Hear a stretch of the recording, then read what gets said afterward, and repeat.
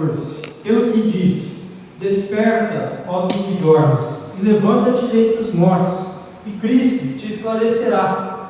Portanto, vede prudentemente como andais, não como necios, mas como sábios, temindo o tempo, porquanto os dias são maus. Pelo que não sejais insensatos, mas entendei qual seja a vontade do Senhor. E não vos embriagueis com vinho, em que há contenda, mas enchei-vos do Espírito, falando entre vós com salmos, e hinos, e cânticos espirituais, cantando e salmodiando o Senhor no vosso coração, dando sempre graças por tudo a nosso Deus e Pai, em nome de nosso Senhor Jesus Cristo, sujeitamos uns aos outros no temor de Deus. Amém? Esses versículos que eu acabei de ler aqui, vai ser os versículos que eu vou estar ministrando em cima deles, e eu separei aqui em 3 partes para estar aplicando nessa noite. A primeira parte que eu vou estar lendo e aplicando se encontra no versículo 14. Eu gostaria de ler novamente com os irmãos, que diz assim: pelo que diz: Desperta, ó tu que dormes, e levanta-te dentre os mortos, e Cristo te esclarecerá.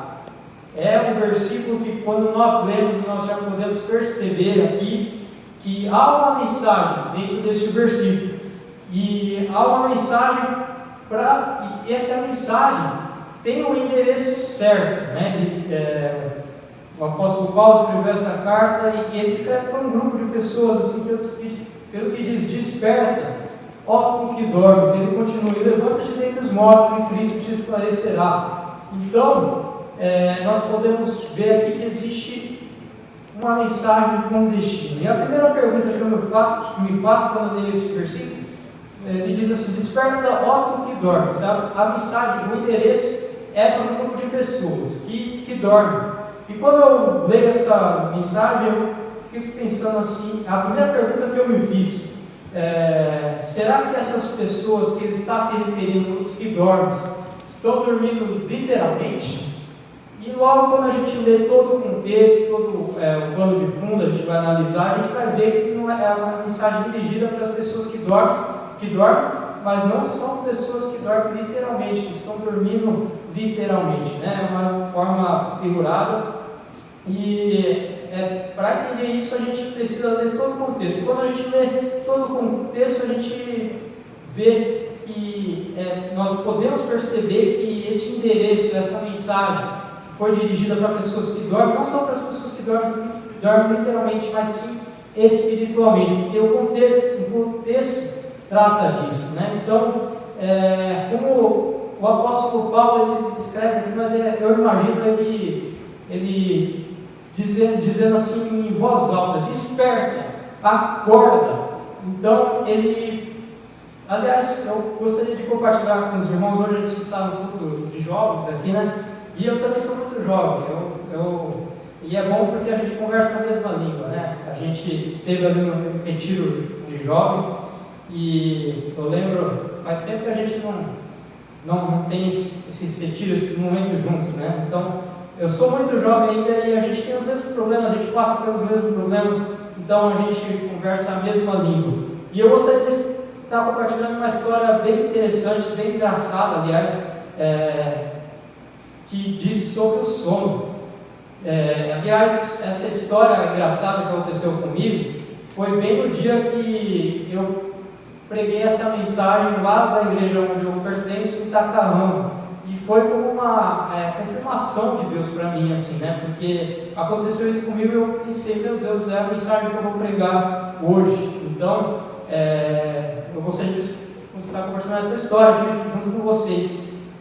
Um dia atrás de ministrar essa mensagem que eu vou estar ministrando aqui hoje, a minha mãe, ela tinha comprado ali para mim um chocolate a qual eu gosto muito, um dos chocolates prediletos. E nesse dia eu lembro que eu estava muito cansado, eu estava exausto, tinha voltado do trabalho, era uma sexta-feira, um dia muito cansativo, e eu recebi esse chocolate, fiquei felizão da vida. Falei: vou guardar esse chocolate lá no meu quarto, onde ninguém vê. Quer dizer, onde ninguém beber não, porque eu coloquei numa mesa lá um chocolate.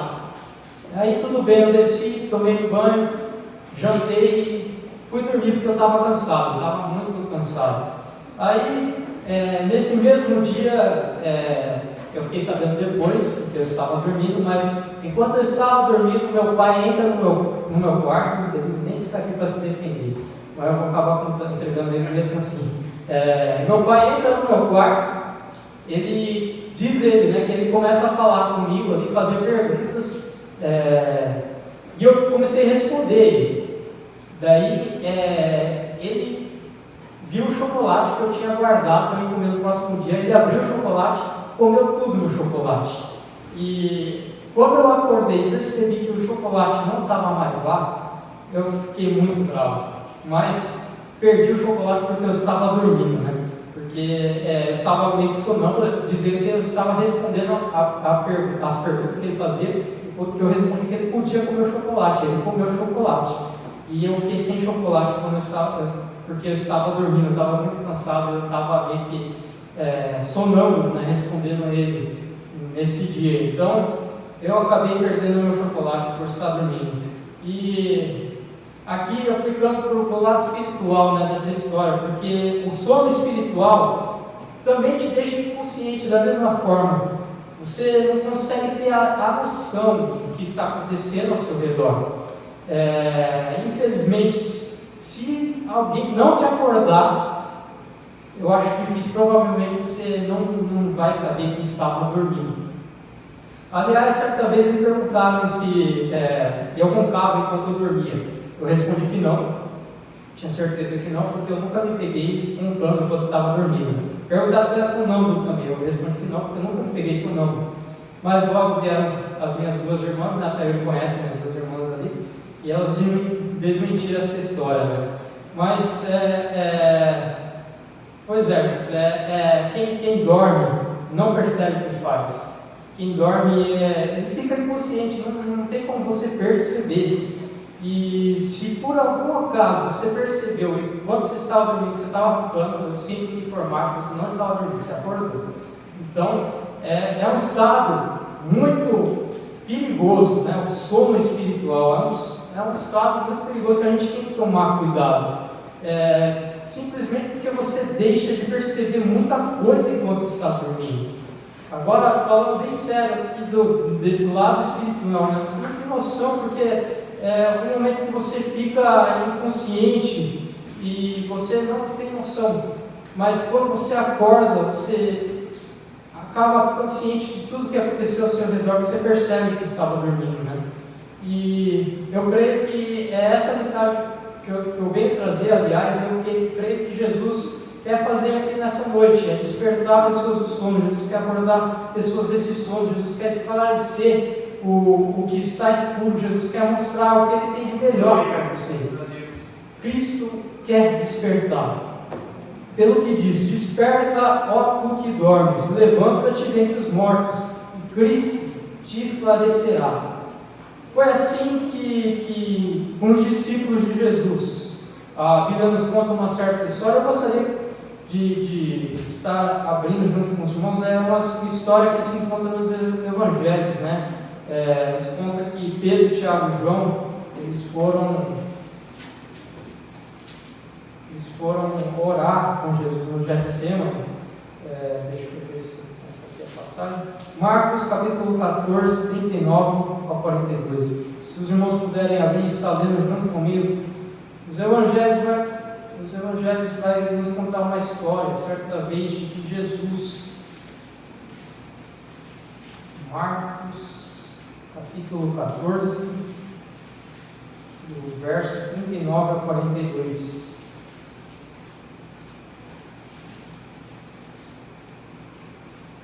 É uma história que a Bíblia nos conta que Pedro, Tiago e João estavam com Jesus ali, e o Jesus disse para ele: minha alma está muito abatida, fica aqui comigo, vigia e ora comigo. E a Bíblia diz que tamanha era a angústia de Jesus que ele chegava a suar sangue. Jesus estava se preparando para a maior luta da sua vida ali, que ele ia passar, que é a cruz.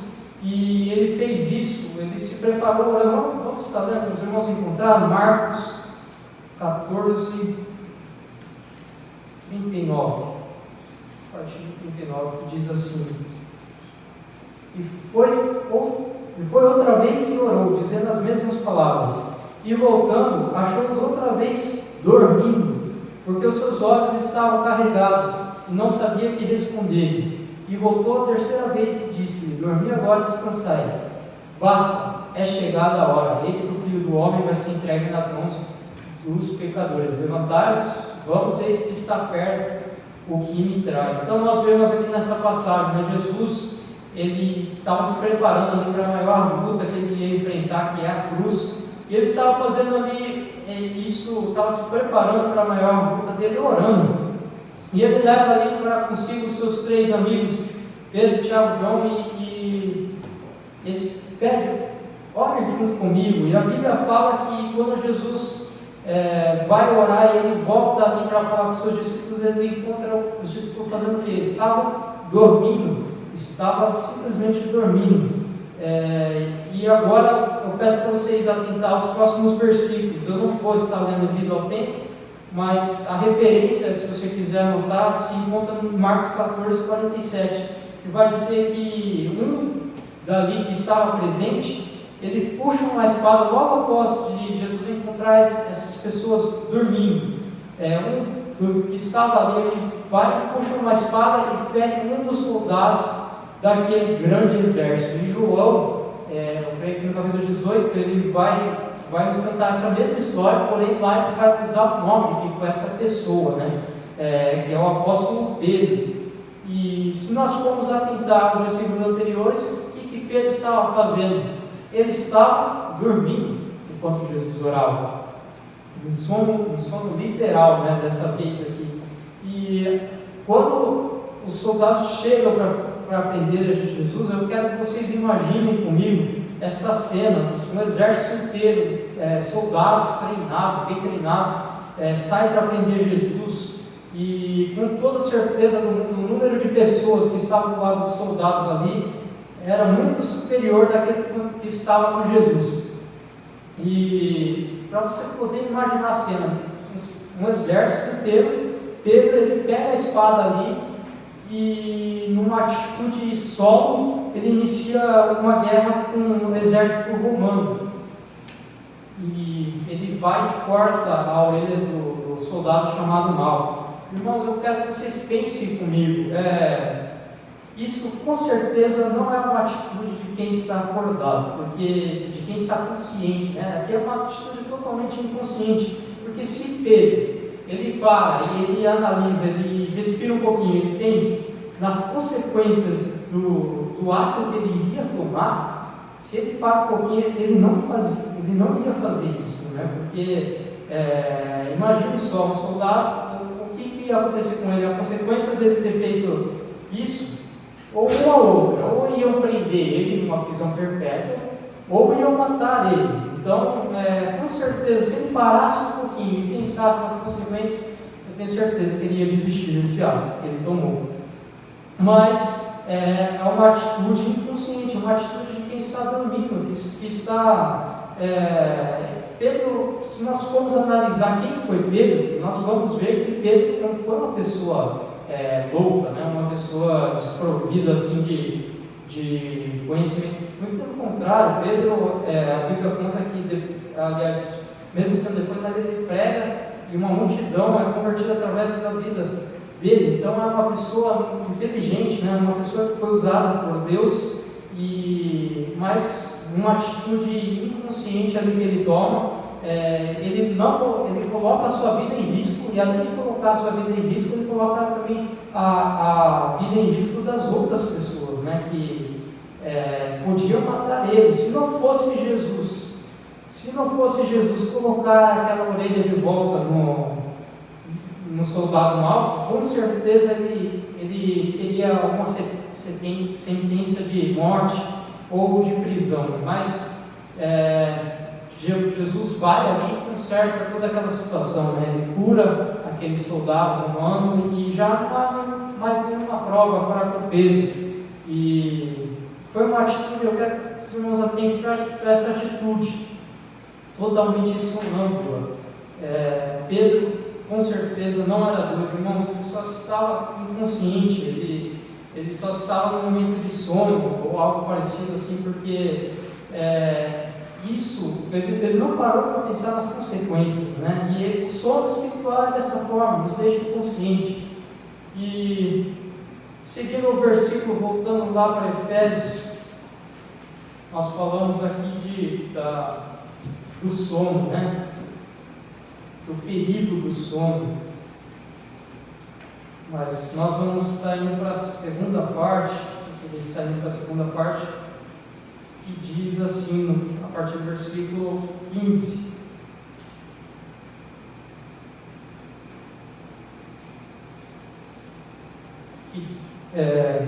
Do 15 até o 17, que diz assim: portanto, veja prudentemente como andais, não como necios, mas como sábios, remindo o tempo por quantos dias são maus, pelo que não sejais insensatos, mas entendei qual seja a vontade do Senhor. Essa é a segunda parte que eu gostaria de estar vendo e aplicando.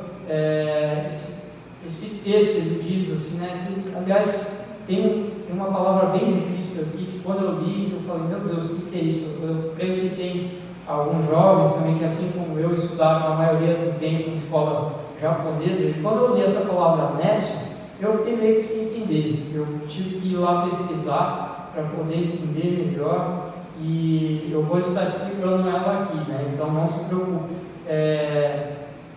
Ele diz, olha, eu vou estar lendo aqui este versículo, interpretando de uma maneira mais fácil de entender. Ele diz, olha, examina o que você tem feito, procure saber se o que você tem feito é realmente o que Deus quer. Essa palavra nécio quer dizer, significa, né? Essa palavra nécio significa alguém desprovido de conhecimento, ou aquela pessoa que é ignorante quanto ao conhecimento, não quer saber de nada. Ou seja, é uma pessoa louca, né? Uma pessoa que não está nem aí para o conhecimento. E certa vez, Jesus, ele trouxe uma parábola que ficou, de uma pessoa que ficou classificada exatamente como uma pessoa desprovida de conhecimento, ou seja, uma pessoa nécia. E a parábola é a seguinte, novamente nos evangelhos, se os irmãos puderem ler junto comigo, em Lucas, no capítulo 12.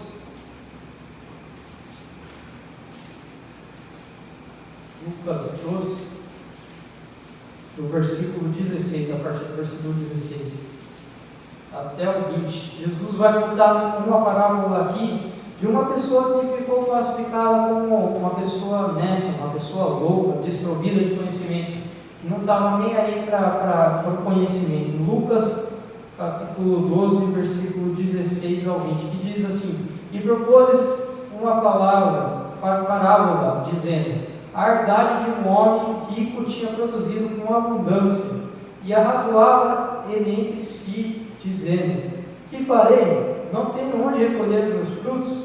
E disse: farei isto, derribarei os meus celeiros e edificarei outros maiores, e ali recolherei todas as minhas novidades e os meus bens, e direi à minha alma: alma, tens em depósitos muitos bens, para muitos anos, descansa, come, bebe e folga. Mas Deus lhe disse: louco, esta noite te pedirão a sua alma. O que tens preparado, para quem será? E essa parábola que Jesus nos traz, né? Como eu disse, a palavra nécia, ela também a gente pode classificar como uma pessoa louca, né? Uma pessoa louca. E essa pessoa, ela ficou classificada assim, como louca. Essa parábola Jesus nos conta, né, que um homem rico, ele produziu demais, ele não tinha nem lugar para guardar mais nada, o que tinha produzido ali, ele estava indo bem nos negócios, né? Então ele simplesmente tem a ideia: eu estou ganhando muito, eu vou expandir, eu vou investir e eu vou fazer o seguinte: eu vou descansar, vou investir, deixar o negócio rodando e vou descansar. E ele não estava nem aí com o que Deus queria para a vida dele, né? Nós podemos ver que ele planejava expandir o negócio dele para simplesmente comer, beber e descansar. Pensou que estava bem com a vida, né? Estava no topo, porque era inteligente, ficou rico, mas não era sábio, porque a inteligência é diferente da sabedoria, né? Porque o homem, ele prospera, ele guarda muito dinheiro, constrói um grande patrimônio para a vida dele, e tudo planejado para simplesmente usufruir daquilo, descansar, beber, comer, se divertir.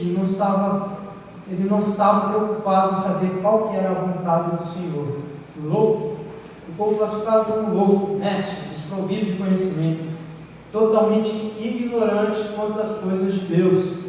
Então, sabe, irmãos, tem acontecido algo terrível em nosso tempo. Nós vivemos na era digital, né, conhecida também como a era da informação. Nunca foi tão fácil a gente ter tanto acesso à informação.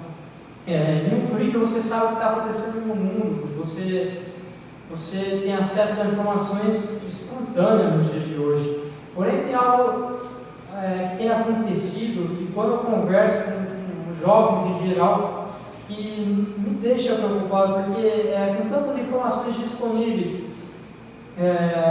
tantas informações interessantes que tem, eles decidem adquirir informações inúteis, tipo, sabem tudo sobre a banda famosa da Coreia, não vou citar o nome, mas os jovens devem conhecer, ele sabe tudo, sabe quando que ele vai comer, quando ele vai beber, sabe sobre tudo sobre Game of Thrones, quais são os episódios, mas não sabe quais são os 12 apóstolos que foram chamados por Jesus, por exemplo. Essas coisas são inúteis, e se tem algo, aliás, que a gente deve buscar, é a palavra de Deus, que o versículo vai dizer logo adiante, mas tem acontecido isso e eu fico pensando, meu Deus do céu, o que será da minha geração? Porque muitos de nós estamos preocupados com o que Deus quer, muitos têm se preocupado apenas se divertir, se distrair e não se preocupa com o que Deus quer. Foi falado aqui, foi cantado, aliás, sobre a oração, né, que nós devemos orar, o ciclo de oração, um hino muito bonito, que dizia que a gente deve orar, e a gente deve orar mesmo, jovens. Nós somos classificados pela vida como uns fortes, né? Então, se a gente tem toda essa força, a gente tem que usar da maneira correta, porque chega do serviço, às vezes, eu falo de mim mesmo, né? Então eu tenho que me cuidar também. Teve uma época que eu ficava muito no celular e buscando coisas inúteis, só que, graças a Deus, Deus me despertou desse sono que eu vivia, né?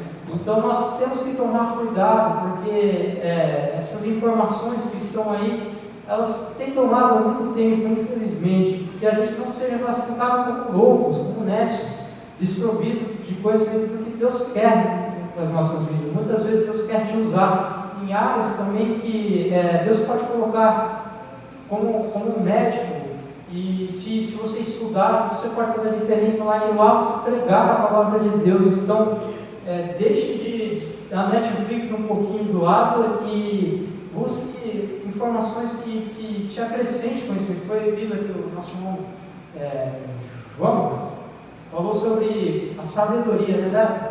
Instrui o sábio a se fará mais sábio ainda. E é isso que tem que acontecer entre nós, porque nós somos o povo de Deus e a gente deve fazer a diferença no meio desse mundo, né, que é obscuro, que está sem esperança, e o mundo clama por uma voz, e essa voz tem que ser do povo de Deus, não pode ser de Netflix, não pode ser de influencers digitais, mas sim influencers que pregam a palavra de Deus. A Bíblia fala para pregar a tempo e fora de tempo, e Deus quer te usar, porém você tem que se colocar à disposição, né? Então não seja louco, não seja desprovido de conhecimento do que Deus quer para a sua vida. Desperta, ó que dormes. Voltando lá para o versículo, a última parte, aliás, é muito parecida com essa que nós acabamos de ler agora, mas ele vai dizer assim: não vos embriagueis com vinho, que há contenda, mas enchei-vos do Espírito, falando entre vós com salmos e hinos e cânticos espirituais, cantando e salmodiando ao Senhor no vosso coração, dando sempre graças por tudo, nosso Deus e Pai, em nome do nosso Senhor Jesus Cristo, sujeitando-nos uns aos outros no temor de Deus. Este versículo, eu sempre lia esse versículo: não vos embriagueis com vinho, e eu pensava, esse versículo não é para mim. Eu nasci dentro da igreja, sempre fui ensinado que crente não bebe bebida alcoólica, faz muito mal. Nós somos templos do Espírito Santo e a gente deve cuidar do nosso corpo, e a bebida alcoólica causa muitos danos, né? E eu sempre li esse versículo, eu ficava pensando, não é para mim esse versículo, eu não bebo, em casa ninguém bebe,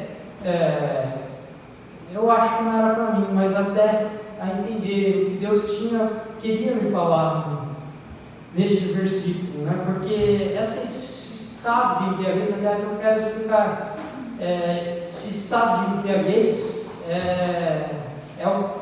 a pessoa fica embriagada devido ao consumo exagerado da bebida, né? Da bebida alcoólica. A pessoa ela fica embriagada. E a Bíblia, aliás, ela tem várias referências de pessoas que se embriagaram. Por exemplo, Noé, alguém temente a Deus, uma pessoa extraordinária, todo mundo pecando ali no tempo que ele vivia, todo mundo fazendo coisa errada, mas Noé, a Bíblia nos conta que Noé estava firme com Deus. Noé é alguém muito obediente, e tanto é que Deus vai salvar a vida de Noé.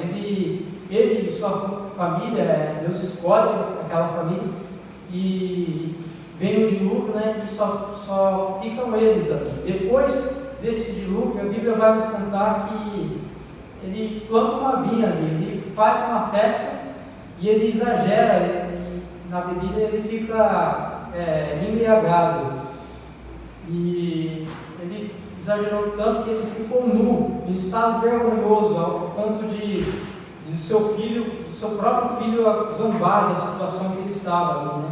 E depois o filho de Noé acabou sendo amaldiçoado, alguns conhecem essa história, porém, olha o estado que estava esse pai de família, né? Ele exagerou, se embriagou. Lembrando que nós somos templos do Espírito Santo, e jamais nós temos que tomar cuidado do nosso corpo, né? A bebida alcoólica causa muitos danos, e Noé, esse estado de embriaguez, ele fica nesse estado de embriaguez, e esse estado de embriaguez é muito vergonhoso para um homem. Eu lembro da primeira vez, eu nunca tive muito contato com pessoas assim, de ver uma pessoa bêbada, né? Porém, uma vez, eu acho que foi a primeira vez que eu tive contato com um chachô meu da minha empresa, né? A primeira vez que eu fui trabalhar ali, e eles sempre têm aqueles nomencais, né? E no dia fizeram uma festa de boas-vindas para mim, e eu vi ali um dono da empresa na qual eu estava trabalhando, em um estado totalmente vergonhoso. Alguém que tinha muitas posses, ele era alguém com uma posição elevada na sociedade, uma pessoa que exercia, ele era uma pessoa de muitas posses, né? Mas eu lembro de quando eu vi a situação daquele homem bêbado, eu pensava, meu Deus, eu nunca quero isso para a minha vida, porque é um estado vergonhoso. Eu sentia meio que vergonha alheia, porque ele fazia coisas que não era do costume dele, né?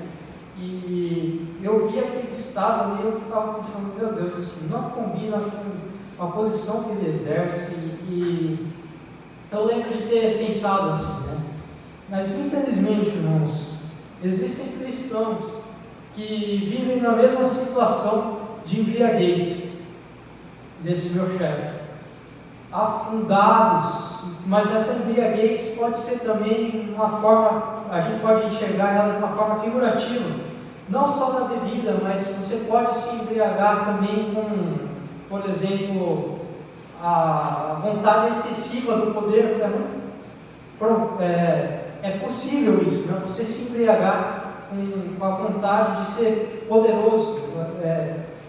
Nós temos ali um grupo de jovens na igreja de Itacarrama, e graças a Deus tem abençoado nós ali, os jovens, porque o cristão, quando ele começa, é o momento onde a gente está começando a trabalhar, né? A gente saiu da escola, se formou e a gente partiu ali para trabalhar. E um cristão, ele se destaca muito.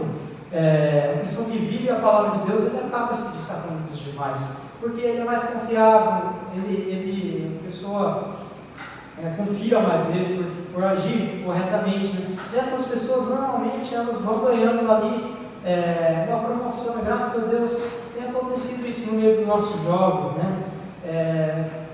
Deus tem nos colocado em posições que, por exemplo, recentemente eu ganhei uma promoção ali no meu serviço, e eu fiquei feliz, mas a oração que eu fazia para Deus era que não deixasse isso subir a cabeça, né? Porque é muito fácil você se iludir com o poder, essa vontade excessiva de poder. Você pega um gole, você gosta, e você vê que o poder é bom, você quer beber mais um gole disso, e tem gente que acaba se embriagando disso, né? Não só isso, a vontade excessiva do poder, mas também tantas outras coisas, como eu falei aquela hora sobre a Netflix. Você bebe um gole de um episódio, gosta, você quer assistir outro, e bebe outro gole de outro episódio, você vai acabando ficando embriagado, cansado, exagerado. Eu lembro que, como eu disse, eu estava nesse estado, né? Porque tinha um seriado lá que eu lembro que eu assistia, e eu só fui liberto quando assisti o último capítulo, porque realmente esses negócios não prendem, né, irmãos? Infelizmente, mas graças a Deus eu tomei uma posição na minha vida. Eu falei, não, isso não vai tomar conta da minha vida mais. Eu larguei aquilo, graças a Deus. Não assisto um ou outro, mas muito difícil, muito raro. Mas existia uma época da minha vida que eu estava embriagado com essas coisas. Eu lembro de que já estava me fazendo muito mal, porque eu ia trabalhar e eu sentia muito sono, já não conseguia produzir mais o que era, eu conseguia produzir, né? Então, justamente estar embriagado com essas coisas, umas coisas que não acrescentam nada na nossa vida. A gente não deve jamais se embriagar. Mas o apóstolo Paulo, seguindo aqui a mensagem, ele fala assim, eu vou citar de novo, não se embriagueis com vinho em que há contenda, mas enchei-vos do Espírito. É como se estivesse falando assim, se tem uma coisa que você deve se embriagar, é do Espírito Santo de Deus.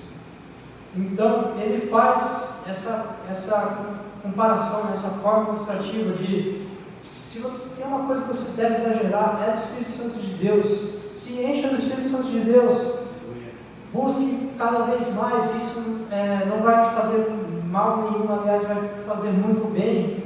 Deus, ele quer encher do Espírito Santo de Deus. A Bíblia fala que não é com medidas. Deus, ele dá livremente, né? Ele quer encher as nossas vidas do Espírito Santo de Deus para fazermos a diferença nessa terra. Então, se uma coisa que você deve se embriagar é das coisas de Deus, é do Espírito Santo de Deus, e isso você só consegue através da oração, da leitura da palavra de Deus. E isso você deve fazer cada vez mais. E é essa mensagem que eu trago para vocês hoje, jovens, que para a gente pensar nas coisas do alto. Tem tantas coisas que o mundo nos oferece, mas essas coisas são vãs, são vazias. Eu gostaria de pedir para os irmãos estarem de pé. Eu já gostaria de estar finalizando essa mensagem. É uma mensagem rápida, mas é uma mensagem que traz uma reflexão para as nossas vidas. Como nós temos andado? Será que nós temos remido o nosso tempo, buscando as coisas de Deus? Será que a gente tem buscado as coisas do mundo, se preocupado com as coisas do mundo e investido cada vez mais tempo nessas coisas vãs? Como tem sido o nosso estado? Eu gostaria de convidar você a estar analisando dentro de você? Será que você tem procurado saber o que Deus quer para a sua vida? Deus, Ele quer te encher nessa noite. Deus, Ele quer usar a vida de vocês, jovens, para fazer a diferença nessa terra. Jesus em breve voltará e existe um povo que precisa ouvir a palavra de Deus. E quem vai pregar, como virão se não há quem pregue? É as nossas vidas que Deus quer usar, mas nós temos que colocar à disposição. Beba cada vez mais dessa fonte. Existe Jesus, Ele é a fonte da água viva, né? Ele joga água viva. E se tem algo que a gente deve beber, é dessa água. Jesus, Ele quer encher vocês nessa noite. Eu gostaria de fazer uma oração junto com vocês, aí mesmo onde está.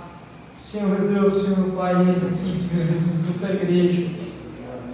Nos colocamos, Senhor Jesus, em tua presença, Pai, para te pedir, Pai Deus, misericórdia das nossas vidas.